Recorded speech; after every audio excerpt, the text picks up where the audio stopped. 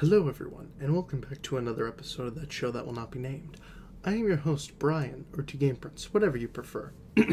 And today, it came to my attention that Halloween is steadily approaching, far in the distance, and in order to commemorate this, I did not want to talk about, surprisingly enough, the Scary Godmother series, the Halloween Town series, Hocus Pocus, or any of those stereotypical things that people who talk about movies usually talk about around the holidays.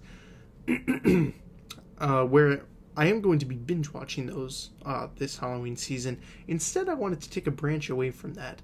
I attempted to dress in my best gothic attire for this episode. Unfortunately, all I could find was this light shirt, my black tie, and this red blazer that I don't usually ever wear. So, tell me what you think. Is this good enough look for the show?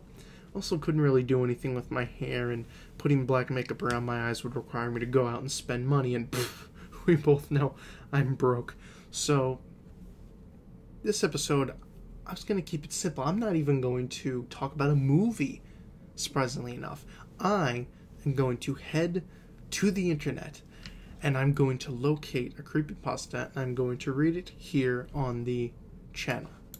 Now, if we could find a creepypasta having to do with a movie, that would be fantastic. So, creepypastas having to do with movies. And creepypasta adapted into creepy short films. No, not what I'm looking for. 10 to creepypastas that should be made into movies. See, this is the problem when you look up the word creepypasta and movies in the same sentence. It doesn't matter if you say, hey, I'm looking for creepypastas based on movies, because the only thing you're going to get is movies based on creepypastas. Because it's all about the adaptation. So, creepypastas based on movies. Creepypasta adapted into even creepier short films. Any movies based on creepypastas, not what I'm looking for. It's like they just take everything you say and just completely swap it around. Okay, if that's unable to happen, we'll do the next best thing. Creepypastas based on video games. Now I know this is way more popular. Category video games, creepypastas. Excellent. Here we go. What do you have here? Mario, Mr. Mix. Okay, that's creepy. Hero Brian. I'm so tired of hearing about Hero. Luna game. Ugh. Okay, let's go with something different. Let's go with something I haven't heard of, and I'm just going to trust you haven't heard of it either, because let's face it, I'm pretty up to date on shit. So let's go with Mr. Mix. This is a creepypasta entitled Mr. Mix. Who is it by? So I can give the proper. Here's where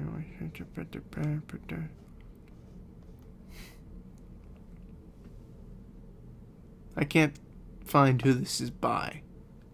So, I'll leave a link to it in the thing below. So, just let me position this right. If there was a way to dim my light, I would dim my light. Maybe I could just put it behind something or something or other. Ooh, yeah, I could do that. Let's put it behind. Ooh, there we go. That's pretty hot.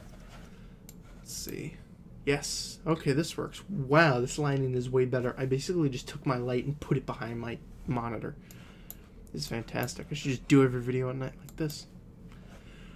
Alrighty, this is the creepypasta entitled Mr. Mix. I did not write it. I was not paid to talk about this or anything like that. Yada yada. I have no rights to it. That whole spiel. Obviously, I'm just some schmuck on YouTube reading this stuff. So now that whole spiel is out of the way, and hopefully I don't get sued. Creepypasta, Mr. Mix. Here we go. Does anyone remember an old PC game from the early 1990s called Mr. Mix? It's mainly a typing game, similar to Mario Teaches Typing, where you have to type words into a box to make a chef, the titular Mr. Mix, put ingredients into a bowl. Unlike most typing games, however, this game is notorious for having an insane difficulty curve. The game has a words per minute requirement for each level, being as low as 10 on level 1 and as high as 85 on the third. By level 5, the requirement reaches over 500, effectively making it impossible to proceed any further. One of the main things that people noticed about this game immediately was the background music. The music on the first level was an unsettling pattern of growls that got progressively louder as the level went on, even causing damage to early computer speakers that were not designed to handle extremely high volumes of sound. The second level had no music at all, and the third had what sounded like an extremely low-quality recording of a hairdryer playing in the background. The remaining 2 levels had an extremely loud, high-pitched ringing throughout the level that caused severe eardrum damage to those who managed to get that far. Okay, how you know this, I don't know. Unless you personally experienced it, but then... Moving on. Most children who played the game reported having vivid nightmares of Mr. Mix speaking to them in a quiet, raspy voice and threatening them to keep quiet about something.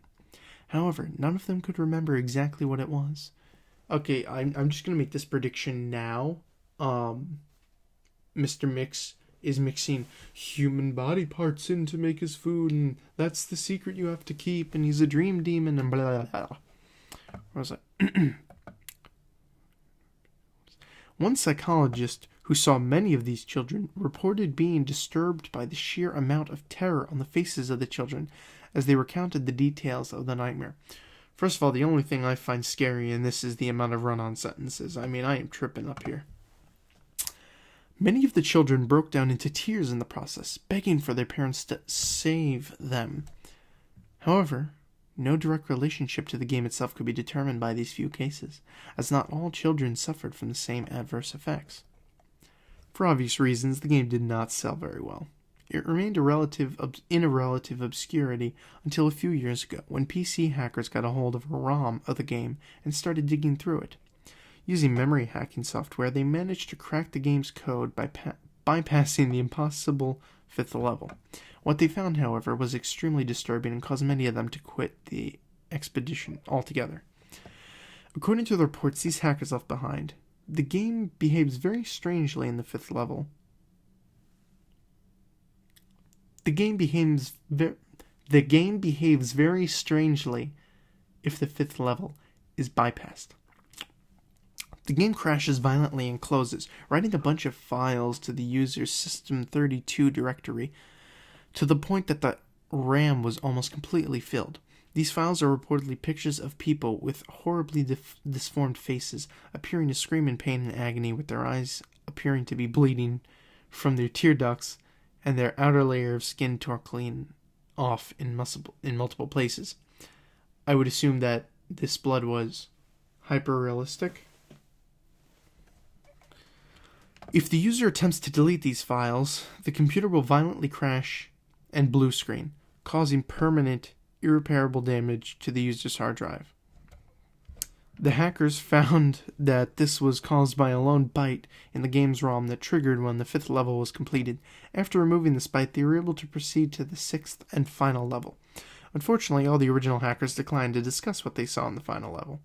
All of them became extremely paranoid and reclusive, refusing to talk about anything relating to the game, and slowly, astonishingly, extreme symptoms of post-traumatic stress disorder. They didn't want to talk about it yet. This guy probably talked to them about it to find out what happened. Most of them ceased to be able to form coherent sentences within a week, and within a month, all of them went missing. All remaining copies of the game were destroyed. To this day, no one knows what it was in the game that caused them so much psychological damage. Maybe it's better that way. 2 years after this incident, a man was arrested after trying to kidnap an 8-year-old girl from a grocery store.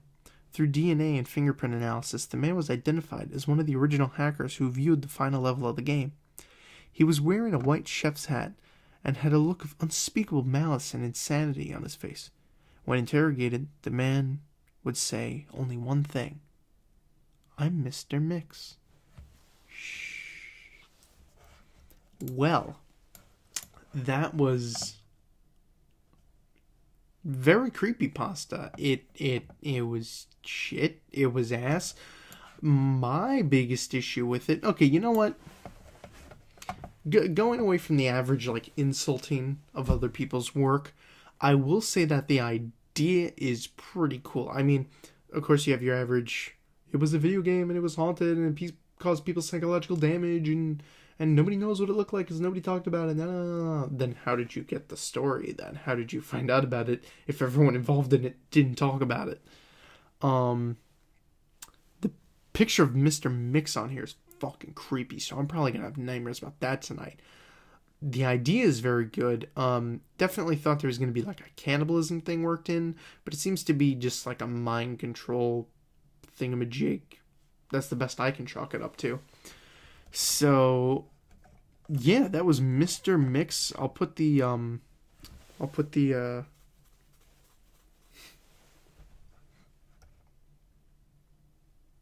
definitely put the link in there for that. Yeah, so I guess that's gonna do it for this Halloween edition of whatever the hell this is. I guess it'll be two Game Prince reads creepypastas. I don't know why I'm stumbling over my words tonight. I'm gonna go upstairs, get some coffee, see if I can do a couple more of these. Now I'm in the mood, man. I'm booling. Let's do this. Okay, thank you very much for joining me, and hope to see you next time. And I hope you have a very good Halloween this year. Adios.